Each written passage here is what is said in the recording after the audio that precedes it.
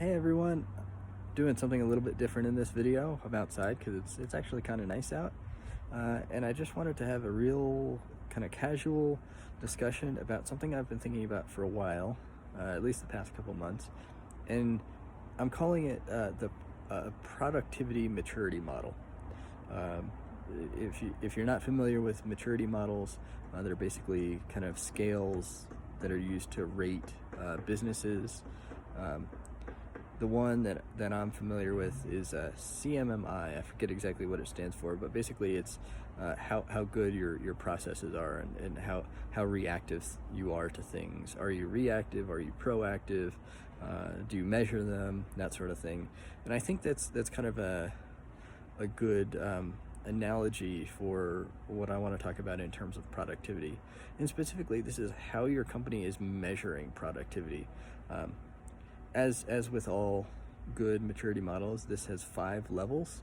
Um, some of the later levels I haven't really thought about in depth, but I think when I describe them, you'll understand kind of what I'm getting at. The first level, the lowest level, is time.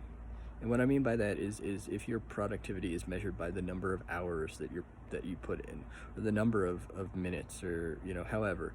Now, I do want to make a distinction as far as um, using hours to bill. So, for instance, lawyers bill by the hour, or 15-minute increments or something like that.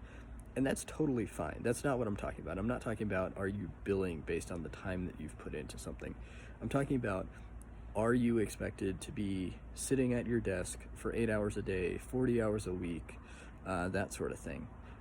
And the reason I put that at the lowest level is because I think there's very little effort that's put into actually thinking about how employees work and how they fit into the company.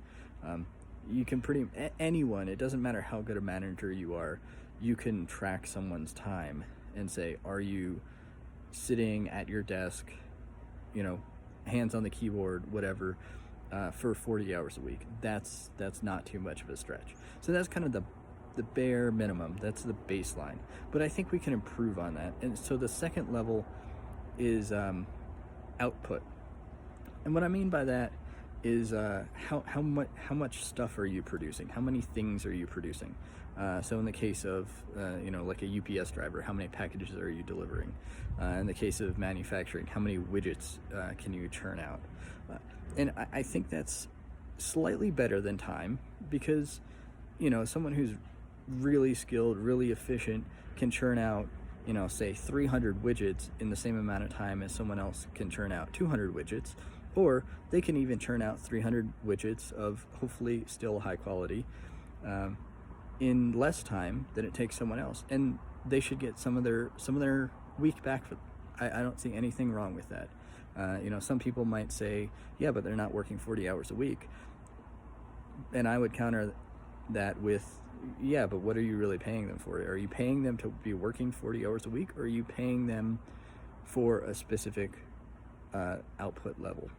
Right. So obviously the downside to that is the case where let's say you're trying to turn out 300 widgets and you do it in half the time, but you did it in half the time because you cut corners, so the quality is lower. Obviously that's a bad thing. Okay, so the next level, the third level, is what I'm calling outcome. So it's not just output, it's outcome. So this is how we counter the quality problem, right? Because if you ship 300 widgets and half of them break, well, the outcome wasn't very good, right? The customer only got 150 usable widgets. They're not going to be very happy. Customer satisfaction is going to be low. But if instead you shipped them, you didn't ship them 300 widgets, you didn't have enough time to get them 300 widgets, but you put in the effort and spent the time to ship 150 quality widgets, they might be happier with that. So that quality is higher, customer service, customer satisfaction is much higher. That outcome is really, really good. But where this falls short is that it's focused exclusively on the customer. It's no longer focused on the employee. So in the next level, we circle that back to how the employee feels, and I'm calling this enjoyment. So this is how much enjoyment the employee gets out of working at the company, doing the work. If they really enjoy building those 150 widgets, but trying to get to 200 or 300, it just seems grueling and not fun. Well, that's bad for the employee, and ultimately probably bad for the customer as well. That's probably where quality is going to suffer, because the employee is not invested in their work anymore. So that's enjoyment. I think that's probably where most companies can reasonably strive to get to, and I think that's a reasonable goal. I think that's pretty attainable for most companies to get to. Is really focus on not only are we hitting our customer satisfaction goals, but are we hitting our employee satisfaction goals? Do employees actually want to work here? Do they enjoy coming into work and making the customers happy?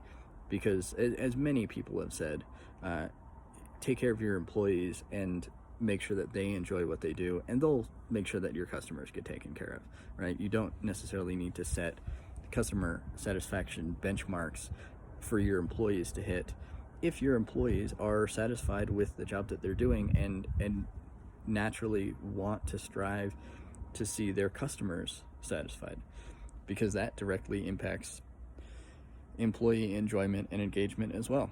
I've been, working with customers, not necessarily always directly, but most of my jobs, even while being a software engineer, I've worked with customers.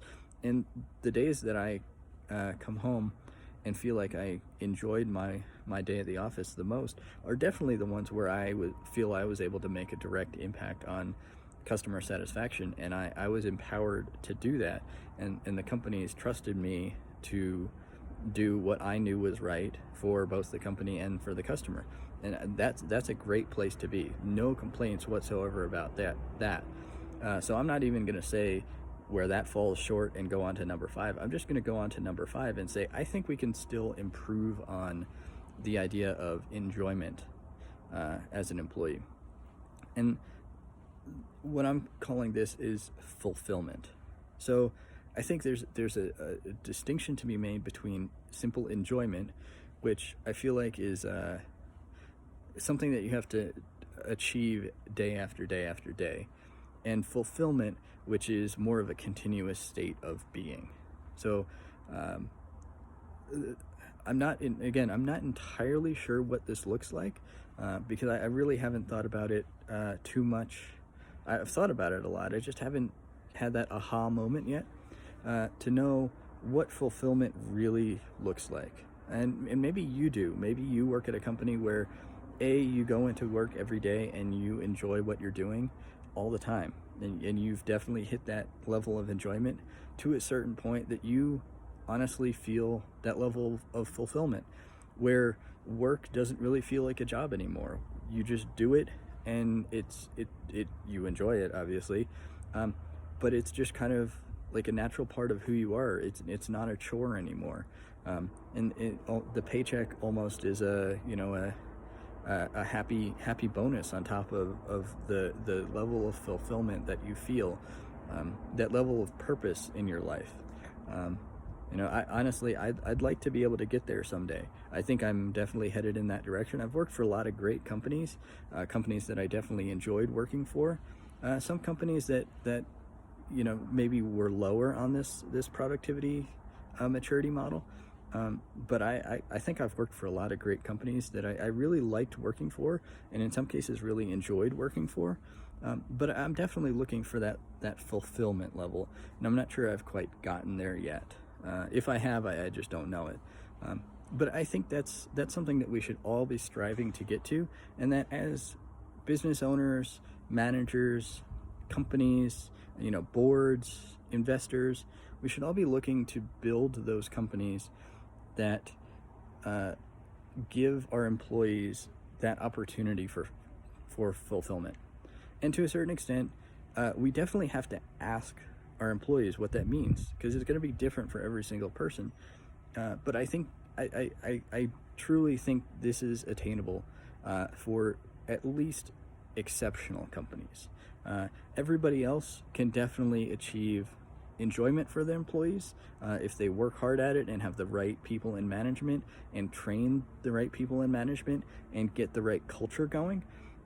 But I think it's going to be hard for most companies to get to that next level, to get to fulfillment, but that definitely should be the goal.